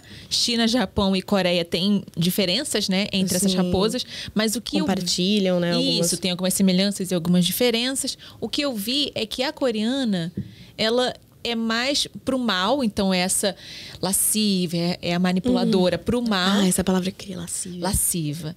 E ela anda com uma bolinha, eu não sei se vocês já viram, é uma raposa com uma bolinha, que eu acho que é kugur, eu acho. E aí ela se nutre da energia vital dos seres humanos. E aí ela se torna, né, uma Enfim, ela se torna Antropomorfização. ela se torna um humano, mas ainda mantém algumas características de raposa. E nesse conto aparece exatamente isso. o que acontece. É o dente para fora, são os olhos mais sangrentos. Então isso me marcou toda a questão, muito. Inclusive o incesto acontece pela relação animalesca desse irmão. Então a questão da figura que ainda é um homem, mas está em uma forma animal que não consegue conter os seus instintos. Isso. É um escancarado a questão do estupro, né? Através de um elemento que é fantástico. Então a gente não tem uma descrição Didática de nossa, mesmo em relações familiares estupro acontece, olha só, porque eu gosto muito de alguns livros, mas a gente vê um feminismo que às vezes é didático. Tem Kim Jong nasceu em 1982, por exemplo, né? Mas é não ter isso nos contos da Bora que eu acho que me fascina tanto, mesmo que a gente tenha que respirar às vezes e uma cena forte de estupro, tem a consumação do incesto, tem o nascimento de um filho, tem a gravidez. Mais uma vez tem a gravidez, mesmo em Armadilha a gente tem, né, fruto desse incesto, e é uma gravidez que consome ali a personagem, né? Então são realmente muitos paralelos que a gente pode traçar entre os contos. E até mesmo também, que nem a Bruna falou, de como seria a raposa no folclore, vamos dizer, original, assim, né? Que ela se nutre, né, da energia dos seres. E geralmente, principalmente se a gente for ver em outras mídias, né? No caso, se alimenta do sexo oposto, vamos dizer assim. E nesse conto, ele tem essa inversão de gênero, né? Porque, na verdade, ele se alimenta da energia da irmã, né? Do sangue da irmã. E aí a gente vem para o que você falou sobre essa ausência de didatismo. Porque é isso, é a mulher... A existência da mulher completamente para que o homem seja forte, para que ele se nutra, entendeu? Sim, essa inversão de valores. Que é assim... Nossa, sensacional. Que é um ponto maravilhoso do Fantástico, assim. Para quem... Sheridan Le Fanu com Carmila, por exemplo, sabe? Pensar na posição da mulher vampira, sabe? Da mulher que é homossexual, assim, a gente pensar. É claro que é a forma com que é feita lá atrás, mas a gente pode ler e subverter a leitura, né? Então, acho que pensar nessas subversões é incrível para a leitura do Fantástico. Nossa, eu acho que acrescentou uma camada a esse conto que em uma primeira leitura, em uma segunda leitura, eu não tinha tido. Nossa, foi muito bom. Eu gosto muito de Armadilha. Foi ótimo. Foi isso que eu falei, assim... Meu Deus, eu preciso adicionar esse conto no meu escopo de pesquisa. Eu não posso deixar a Armadilha de fora. Como assim eu li a primeira vez e eu foquei só em outras 3? Isso, tava... É interessante essas trocas que trazem novas leituras. Sim. Muito, muito bacana. E que às vezes a gente só tem essa oportunidade quando a gente realmente lê, marca... bem academicista assim mesmo, né? Então, nossa, eu fico muito feliz de estar tendo a oportunidade de ler tão a fundo assim os contos da Bora. Agora a gente vai falar um pouquinho sobre outros 3 contos. E aí eu tenho uma curiosidade também. De saber se você escolheu esses 3 contos porque você enxerga algum paralelo entre os temas. E para você explicar um pouquinho, né? Porque... E os contos, e claro, né? E quais são, quais são, assim, resumidamente. Bom. Coitada. Bem resumido, estamos com o tempo já. Nosso Ok. Não, só vai. Eu acho que a gente já falou de algumas questões, né? Tipo, a maternidade e esses 3 contos que são A Cabeça, Dedos Gélidos e Menorreia, eles são os que ficam mais evidente a questão do patriarcalismo. Então, como foi o primeiro recorte que eu me propus, foi mais fácil de ver a relação entre eles. Porque a minha ideia não é analisar cada um dos contos de maneira isolada, como a gente está conversando aqui, mas pensar na estética da Bora. Então, quais são os pontos que ela costura, exatamente, né? Então, que perpassam esses contos. Então, foi o mais evidente, pelo menos ao meu primeiro olhar de pesquisadora. Então, a gente tem a cabeça em que dejetos chamam por uma mulher na privada, né? E a chama de mãe. Então, é uma questão bizarra, porque a gente tem um elemento fantástico monstruoso, né? Em dejetos, então coisas que seriam jogadas fora, que não é agradável de ler. Então, assim, a gente já tem o esdrúxulo, o horror aí, né? O body horror, porque tá intrinsecamente ligado ao corpo dessa personagem. A gente tem uma questão da maternidade muito forte, né? Então, o papel da mulher é ser mãe, e mesmo quando a gente não tá falando de uma concepção, a gente ainda tem um monstro ali se denominando filha, né? Então, essas relações de mãe e filha, mas que também é um outro eu. Então, porque não é necessariamente uma filha, mas são parte dela, né? É parte dela, literalmente, dejeto dela. É dejeto, não uma formação de uma vida, como a gente normalmente fala sobre a maternidade, assim. Me perdi. Não, tem questão da maternidade, que ela ser parte. Então, sim, ela de fato dualidade. A dualidade. Porque a dualidade é um ponto muito importante no Fantástico também. Então, por exemplo, as questões de espelho do outro eu, sabe? Então, um eu que é aceito pela sociedade e um eu que só pode existir nesse fantástico, assim. Então, a gente tem... aqui eu tenho que dar créditos à minha amiga pesquisadora Adriana Alberti, que pesquisa Fantástico, foi minha primeira influência. Ela comentou um conto em que é um padre que, durante o dia, performa suas atividades e, durante a noite, ele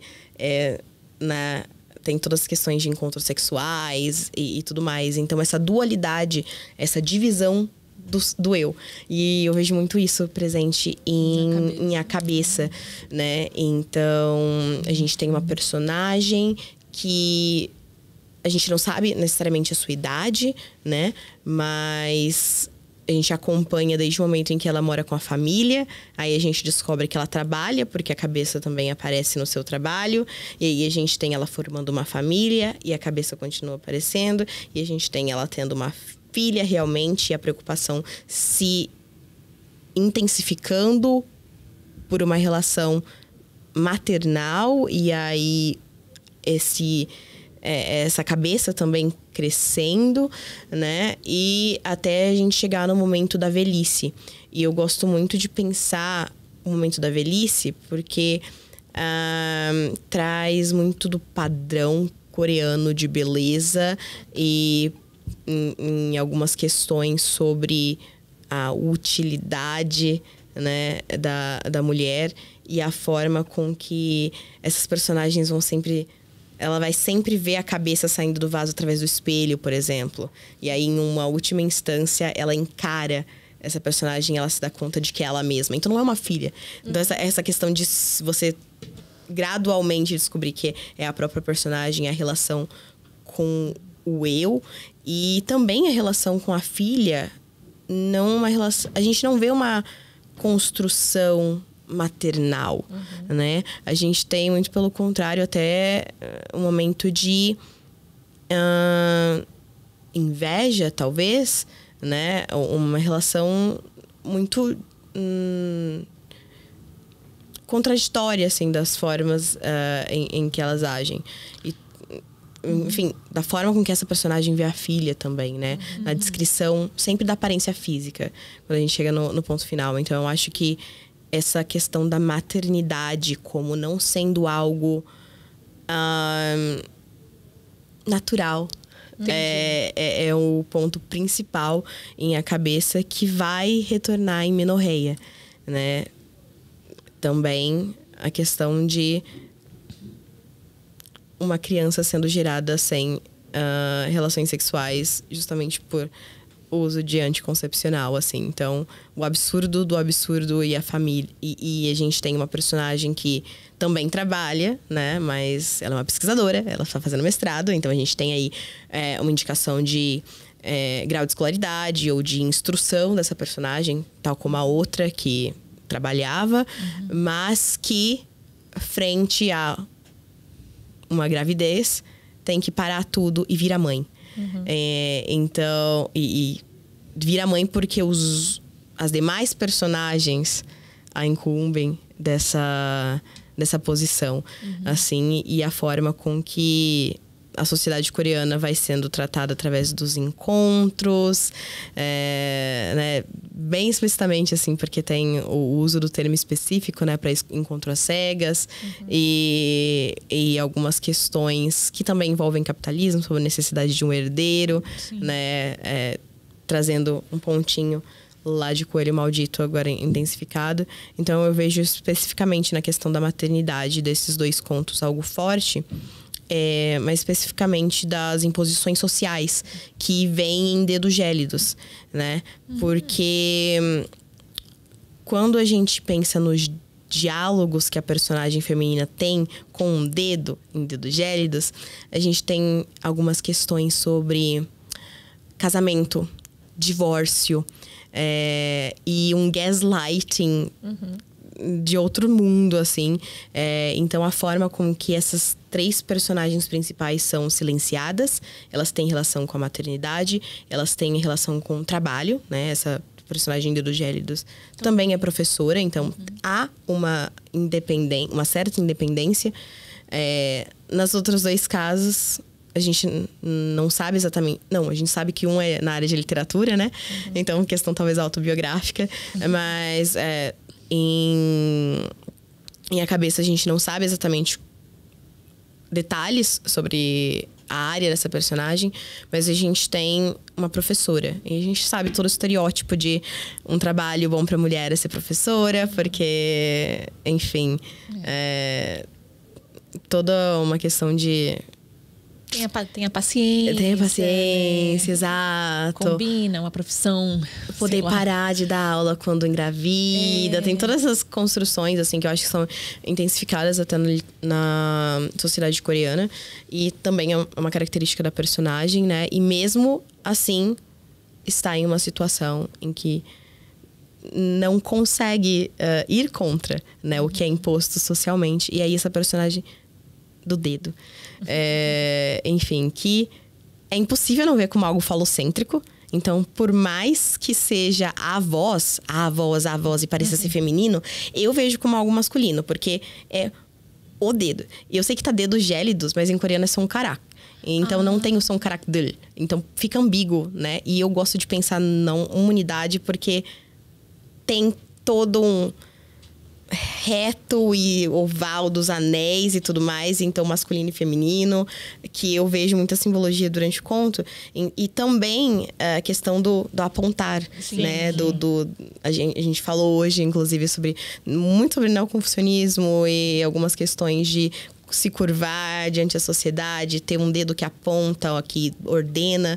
E o dedo está toda hora ordenando essa personagem, né? A gente tem um tom extremamente ríspido, a personagem que se silencia, que fica em completo estado de confusão, e essa confusão é passada para os leitores também, porque a gente não sabe exatamente o que está acontecendo, a gente fica tanto no escuro quanto essa personagem. Então, eu acho que, por mais que sejam temáticas completamente diferentes e formas de Fantástico se apresentar completamente diferentes, é o mesmo leitmotiv.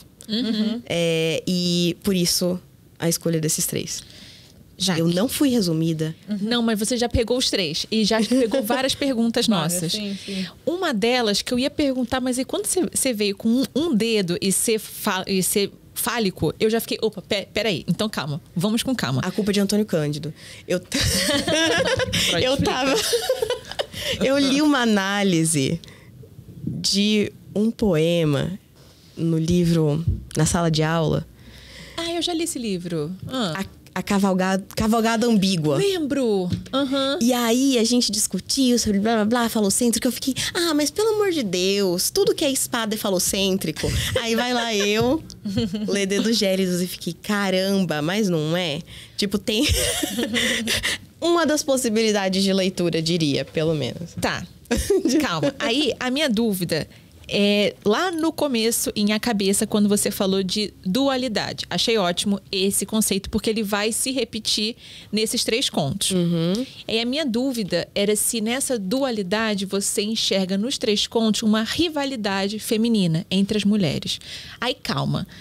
Mas aí chega em Dedos Gélidos, e aí agora eu já fiquei bolada aqui. Porque eu não tava... Eu li o conto 2 vezes e sempre enxergando essa rivalidade entre mulheres. Porque uma atrai, né? Mas eu não acho que... Uma coisa exclui a outra. Não acho que uma coisa exclui a outra. Porque essa personagem fantástica do Dedo, conversando e narrando uma história sobre a possível vida dessa professora... Pra mim, traz a temática de rivalidade feminina, independente de ser uma visão do dedo. Até do gênero desse dedo. Exatamente, até porque é um dedo, né? E aqui... Entendi. Aqui eu vejo muita ligação com o nariz de gogó. Mas okay. Sim, exatamente. Tipo, e a gente pensar dos diferentes fantásticos que ela aborda. Porque a gente tem o fantástico da criatura, a gente tem o fantástico do evento, a gente tem o fantástico da parte como um todo, a gente tem fantasma, a gente tem... enfim... Nossa, eu pensei muito no... Tanto de como ela explora o fantástico de diferentes formas. E as temáticas, sim, eu vejo muito a questão da rivalidade feminina. Mãe e filha, e mais especificamente em A Cabeça. Não que... Kimi no Rei, a gente tem até mesmo... Não chega a ser uma rivalidade feminina em si, mas... Por exemplo, até mesmo a ginecologista trata ela super mal. Assim. Eu então, acho que você vê não... que mesmo entre mulheres tem essa... talvez não falar como... rivalidade feminina, mas como mulheres também reproduzem o patriarcado. E como eu já falei de Kim Jong, então eu vou trazer como um ponto de comparação, a gente pensar a repercussão que esse livro teve e toda a questão das feministas, né? E dos homens lendo, ou não lendo, mas sabendo sobre o que se trata e se sentindo ofendidos. Eu acho que talvez seja uma estratégia narrativa, uma estratégia em que a gente não tem o homem como vilão. Como vilão, sim. O homem não é o vilão. Porque o homem não é o vilão do patriarcado. A gente pode ler Bell Hooks. O homem não é necessariamente o vilão do patriarcado. O homem também é afetado pelo patriarcado. Então, a gente tem essa construção feminina que não é necessariamente para culpar mulheres da reprodução, mas para mostrar que é algo sistêmico. É algo que está enraizado na sociedade, é algo que vem de diversos momentos e culmina nesse tipo de ação. Então, sim, a ginecologista... Eu nunca senti tanta raiva de uma ginecologista na minha vida. E olha que eu já senti raiva de ginecologistas reais. Porque eu já sofri violência obstétrica. Eu acho que todo mundo, né... não, todo mundo é exagero, mas acho que muitas mulheres tiveram experiências negativas com médicas e ver isso no texto, da maneira como é posto, na linguagem. E eu acho que não deixei tão claro, assim, falando do plot, mas como a linguagem específica da construção de personagens é importante. A forma com que o dedo fala agressivamente. Não tem como não rir. Tipo, eu escrevendo todo sério meus artigos, meu capítulo de dissertação, é tipo um dedo falante, uma cabeça que chama a personagem de mãe. Aí eu começo a rir.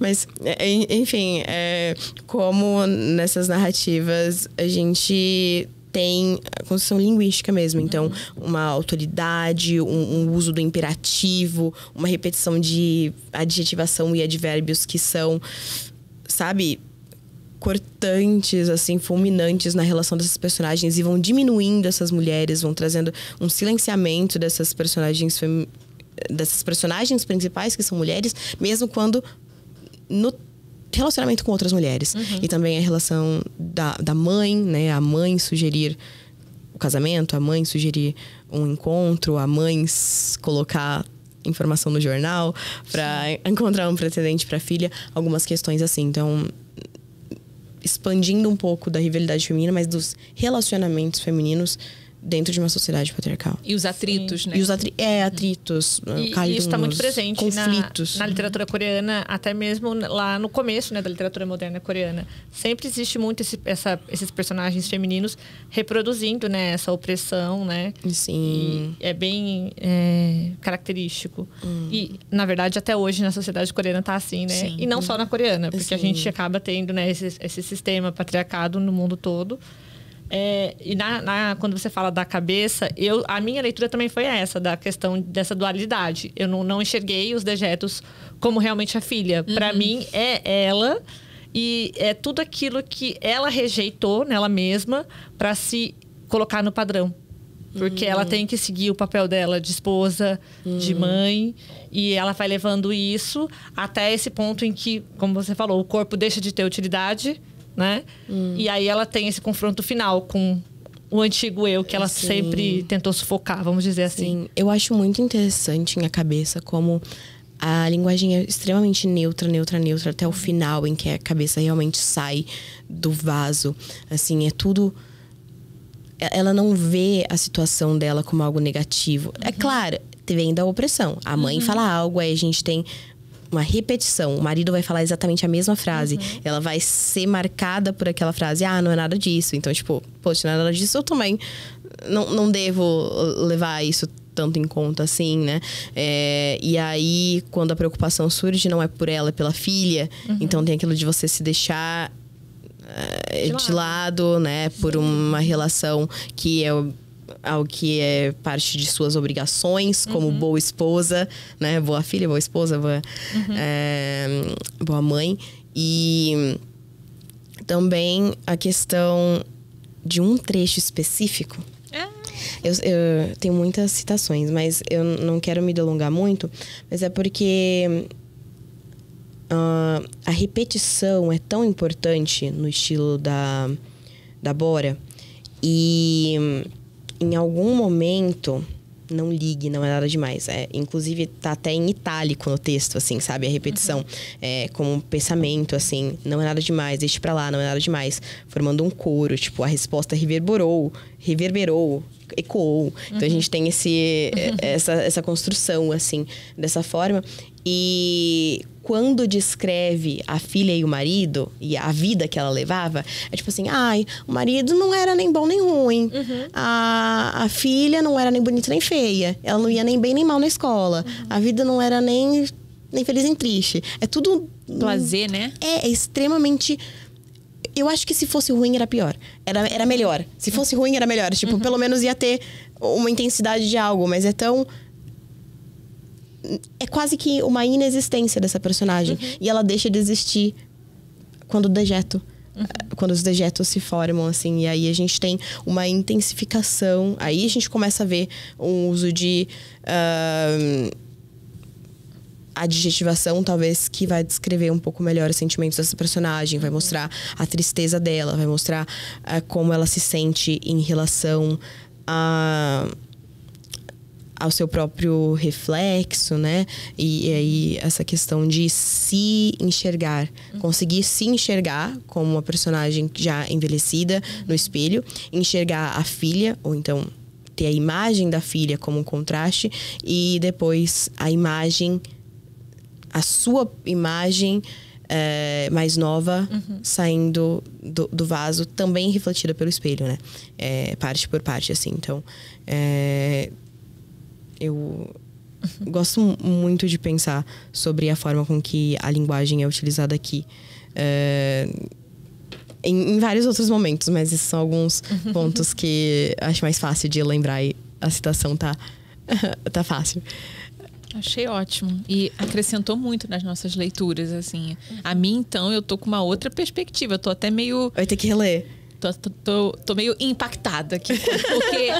Porque assim, a gente vem aqui com uma ideia, né? Mas sempre com as trocas vem coisas novas e muito impactantes e importantes. Aí, só mais uma curiosidade que eu tenho também sobre a cabeça. Como você já estava trabalhando na sua tese, com a versão em coreano e a versão em inglês também, antes de sair a versão em português. Eu vi uma entrevista da Borá que ela fala que o Conto à Cabeça, que foi o primeiro, né, que ela escreveu dessa coletânea lá em 98, que ele tem em coreano uma linguagem mais um estilo antigo. Você consegue perceber essa diferença? Porque ela falou que quando o Anton foi fazer a tradução, ele falou, olha, isso não vai funcionar pro inglês, então eu vou precisar adaptar. E ela falou, faz o que você achar preciso. Ai, eu acho isso lindo. Ela entende a morte do autor. Ela fala, é o que você quiser. Sim, ela falou, então, faça a sua mágica. Bora, o que você quis dizer com esse parágrafo? Não sei. Você decide. Você decide. Sim, eu acho que tem algumas coisas que a gente tem que pensar na marca do tempo, né? Mas eu manteria o estilo, mas é uma questão pessoal, assim, de... Mas a minha curiosidade é porque se a versão... tem alguma... A versão brasileira veio do coreano e não do inglês do Anton. E na versão brasileira, a gente não sente essa nuance. E desse estilo antigo que ela falou que tem no original. Bom. Você percebeu alguma coisa na versão em coreano? Eu devo dizer que agora eu não consigo responder de pronto, até porque eu tô com a versão que não tá marcada, porque essa daqui foi a última versão que eu comprei, então ela tá novinha ainda, tá sem as minhas anotações ainda. Então talvez eu use inclusive essa edição para focar nisso, porque é um texto limpo e eu consigo olhar para algumas outras coisas, assim, porque eu olhei para alguns outros aspectos utilizados por ela e eu aceito a entrevista depois, pra dar uma olhada. Eu te passo depois. Mas faz sentido, assim, por uma questão até temporal, ou talvez a questão da idade da personagem, a forma com que... Assim, tem uma questão de formalidade muito grande da cabeça, né? Falando com essa personagem, porque é a mãe. Então, tem alguns pontos, talvez, de formalidade, assim, que a gente tem que levar em conta. Isso eu consigo lembrar muito bem, assim, né? Mas se a gente pensar na forma com que o confucionismo tá na língua coreana mesmo. Mas vou ficar devendo, talvez, uma resposta pontual. Tudo bem.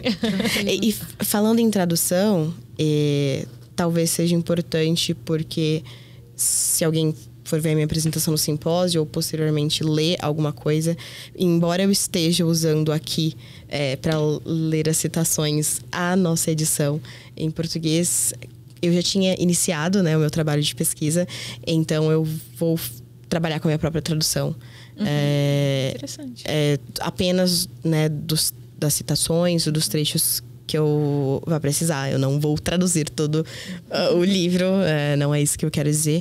Mas eu acho que devido a algumas questões, inclusive de estilo, como repetição, que eu percebi que talvez, né, pelo trabalho, não conheço os profissionais na Copydesk e tudo mais, mas alguns pontos está muito limpo no português, que era mais repetitivo, mais enfadonho no coreano, que tem a ver com a marca, né, do estilo mesmo, da estética da autora.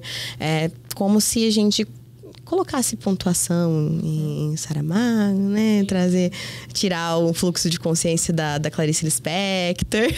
Então, algumas questões, assim, que eu já tinha lido traduções, né? Da Hyo Jong-sung. Ela traduziu Bessoá. Então, minha filha também, se não me engano. Sim. Então, eu já tinha tido contato com a tradutora, não estava esperando algo novo, assim.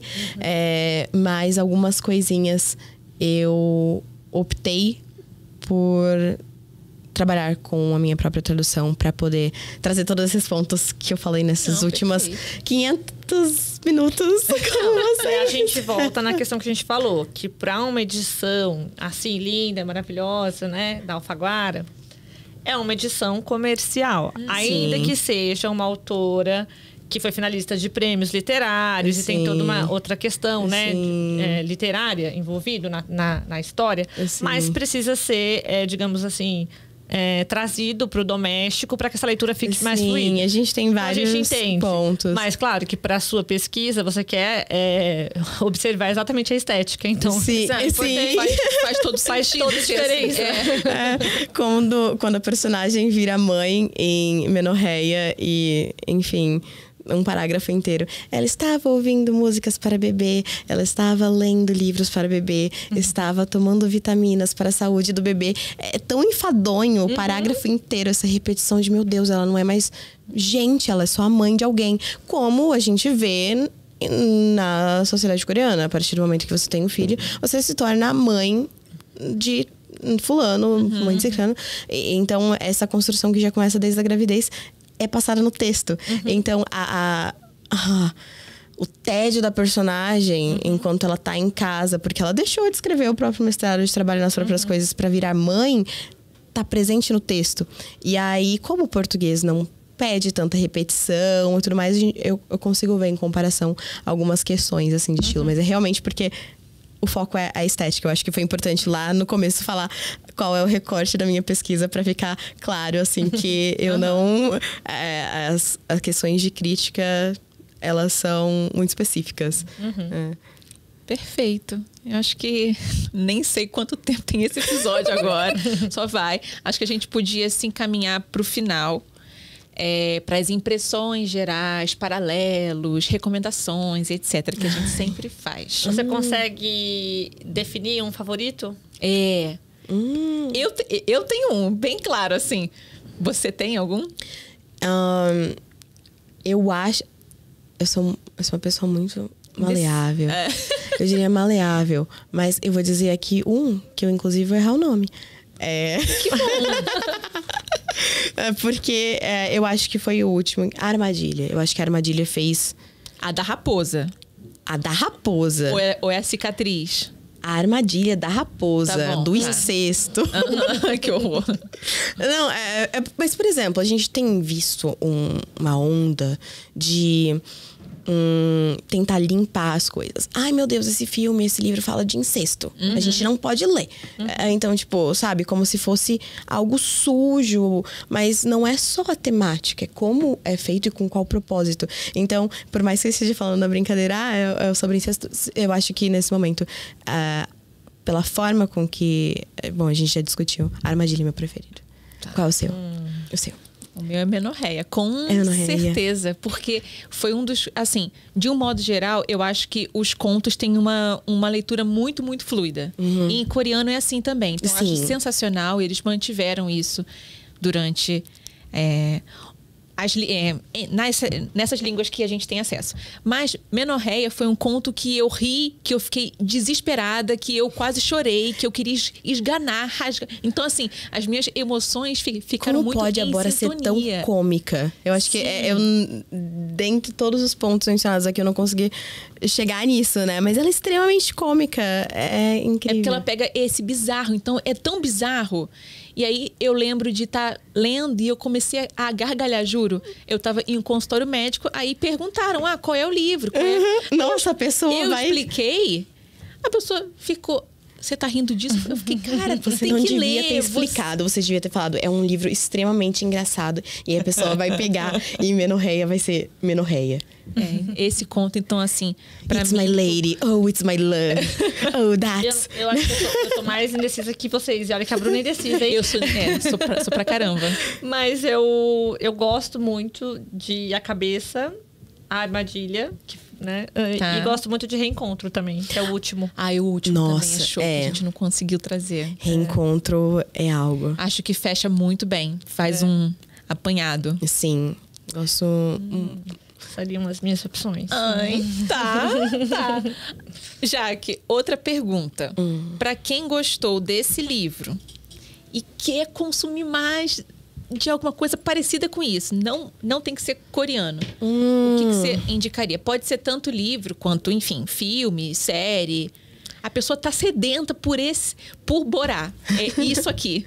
Ok, então, por mais que eu não lembre exatamente um título agora, eu acho que a escritora latino-americana Mariana Enríquez é uma autora que provavelmente vai ser muito apreciada por quem gostou de Bora-chan.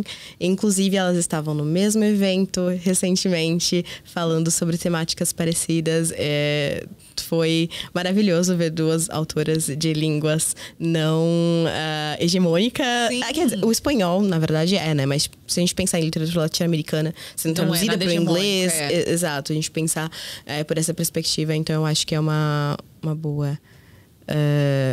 um bom nome para se pesquisar e ver também o que está saindo agora em português. E também outros livros da Bora, né? Tem Your Utopia, tem Midnight Stable, que, é torcer para que a gente tenha mais acesso, seja em inglês ou que mais títulos sejam comprados direitos e a gente tenha mais traduções. Eu acho que um desses dois tá na LTI, dá para alugar online na biblioteca deles. Aí fica aí para quem quiser pesquisar. Eu queria indicar, eu sei que a pergunta foi para você, mas acho que tem muito a ver, quando me ressoou, né? O primeiro é um filme que é perturbador e eu não posso pesquisar esse filme no Google porque eu tenho pavor.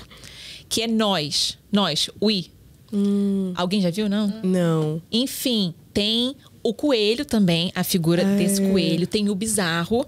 E é um terror. Gente, e a atriz é tão sensacional que eu não consigo olhar pra cara dela sem ter medo.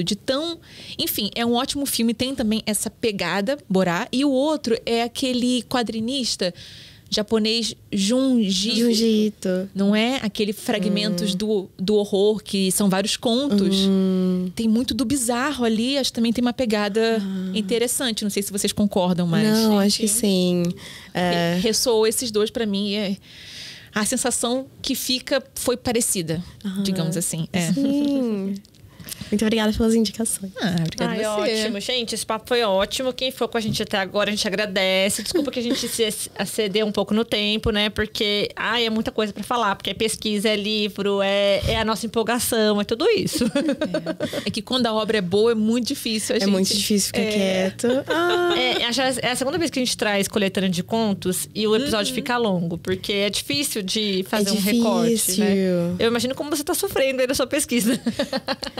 Eu ainda não entrei na análise. Então é por isso. Tá aí calma demais, eu acho. Eu acho que eu estaria mais calma se eu já estivesse escrevendo a análise. É pra escrever com raiva, lembra? Sim. É no limite. Sim, eu acho que sendo brasileira não é difícil. Então é isso, né? Pessoal, como sempre, todos os links vão estar lá na nossa descrição. Quem puder comprar pelos nossos links de afiliado, ajuda a gente um pouquinho. E logo, logo a gente volta com mais um episódio. É isso, simbora. Obrigada, Jaque. Eu que agradeço.